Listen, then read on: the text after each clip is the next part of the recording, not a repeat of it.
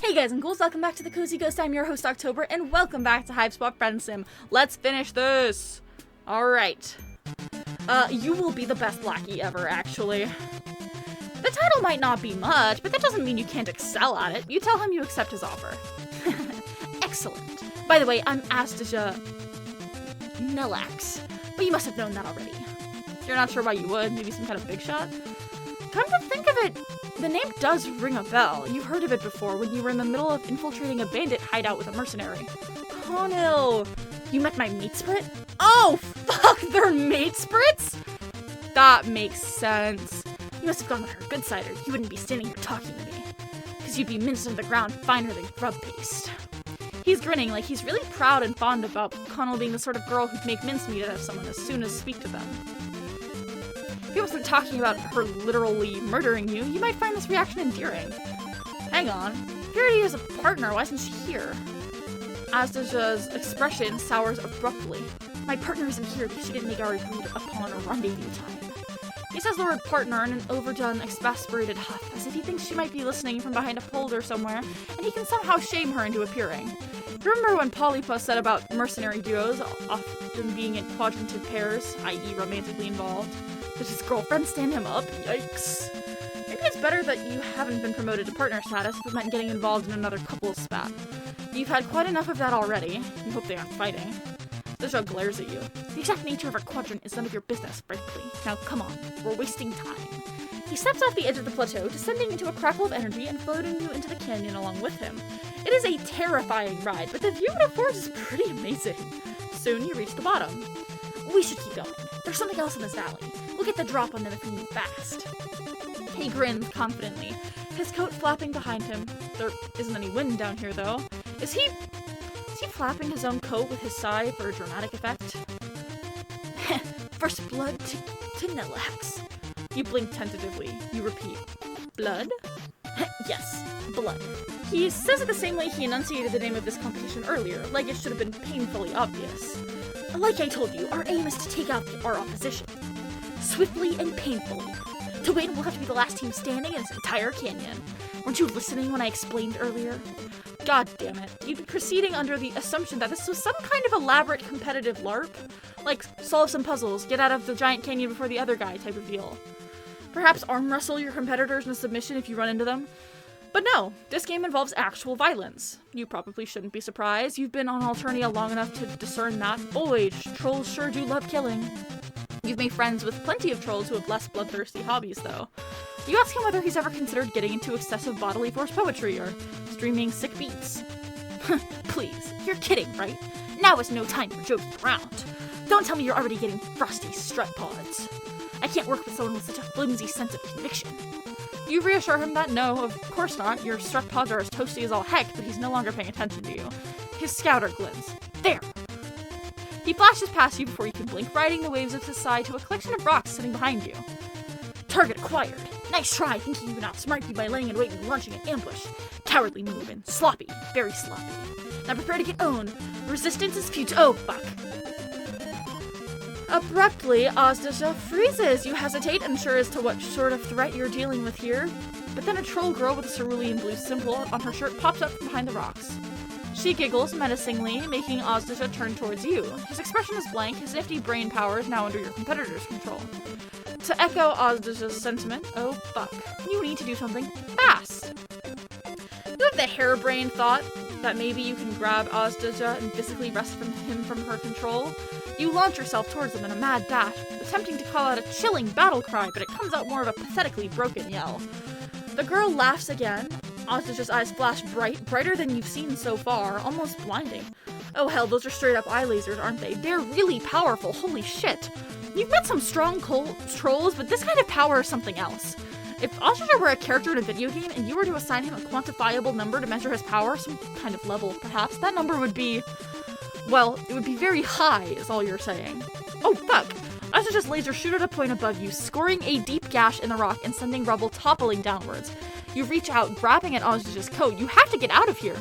The girl doesn't stop you, merely leaping out of the way of a certain doom that's hurtling rapidly towards you. You think you see something out of the corner of your eye, some last-ditch hope at not getting squashed as flat as a grub cake. You race towards it. Your first thought when you next open your eyes is that death has finally come to tenderly cradle you in its sweet, loving embrace. But you quickly realize that you're in a cave, not the afterlife, and that the reason you can even see anything right now is because the area around you is brightened by a light coming from Ostrich's scouter. Through sheer dumb luck, he must have run towards the single safe spot in the entire ravine, this hole of the ground. As if this hole was sitting here, carved out of the rock, waiting to be your escape route. You might even say this hole was made for you. Fuck! You wince, covering your ears. Could he keep it down, maybe? Your nerves are a little shot from almost dying for the umpteenth time this week.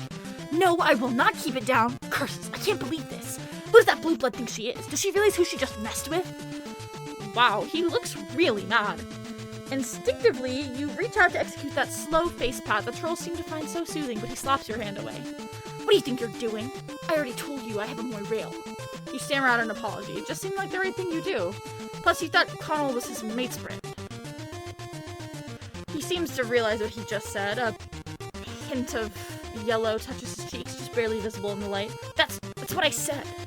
I already have a mate sprint. You're pretty sure you heard him right the first time, and you're also pretty sure those are two different sorts of relationships, but you let the subject drop. So a mate sprint is the, lovely one. The moirail is the other one. Those are two different sorts of relationships, but you let this drop. No need to rile up your new friend more than he already is. Your swoosh path might have been rejected, but the attempt seems to snap him out of whatever pissed-off funk he's gotten himself into. Let's get out of here. He follows the path of the cave. Can't he just blast you both out? Don't be stupid. If I did that, it would cause a cave-in. Are you that eager to get crushed? Good point. You're acting just like Connell. So ready to rush in without a game plan. He means this as an insult. Its effect is kind of lost. He sounds more wistful than irritated. You walk in silence for a while. As you make your way further into the cave, you realize that the walls aren't blank like you previously thought, but covered in complicated carvings. Cave troller, you wonder? I know what you're thinking. That life as a prince among trolls must be an enviable one. You snap to attention. Yes, of course. You were definitely thinking about him and his life story just then. I didn't expect someone like you to understand. You're obviously a completely average person who will live out their life in perfect mediocrity. But not me. You don't know what it's like to be born so gifted. Completely average, that's you, alright. You try your best to be sympathetic. Having rad powers must make things really hard. What? No way, it's fucking awesome. But as you've clearly seen, it can unattract unwanted attention from pathetic individuals who aren't nearly as talented themselves, who are desperate to have some unbeatable psionics in their corner.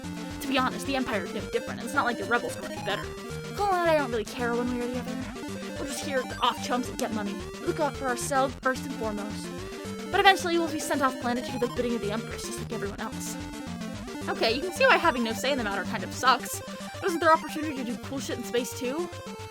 Ostrich's face draws up an awry expression. Yeah, with someone else calling all the shots. You keep walking. After what feels like hours, his scouter flashes again. We're here. He lets the wall have it with his eye lasers. With a resounding roar, it crumbles away. Aside from the spot he destroyed, the rest of the cave is intact. Moonlight spills into the space through the impromptu exit. It's over. We were stuck down there for so long that the game has ended. Meaning, your heart sinks. This was a disaster. He's definitely not going to want to be your friend after losing this competition he's so invested in. We're the last team standing, which makes us the winners. I knew it! That blue blood loser might have had a stroke of good luck, but she was no match for someone of my station. My victory was a foregone conclusion from the start. Bringing you along was an excellent idea. Your recklessness really came in handy back there. He's thanking you, you realize, or something close to it.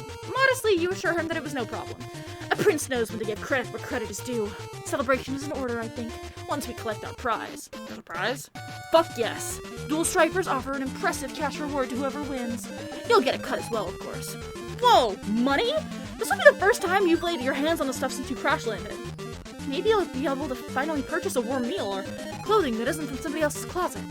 More important than money, though, is that you've proven that you aren't a complete fuck-up, and you've earned Ostrich's trust, and also his friendship! Victory! Yes! Yes! We did it, guys! We did it! We're awesome. I think we're pretty dope. Ah, that was so good, guys! That was fun! Okay. I'm gonna end this episode here. Thank you so much for watching. I hope you've had a wonderful time watching this video, and I hope you have an equally wonderful rest of your day. Bye!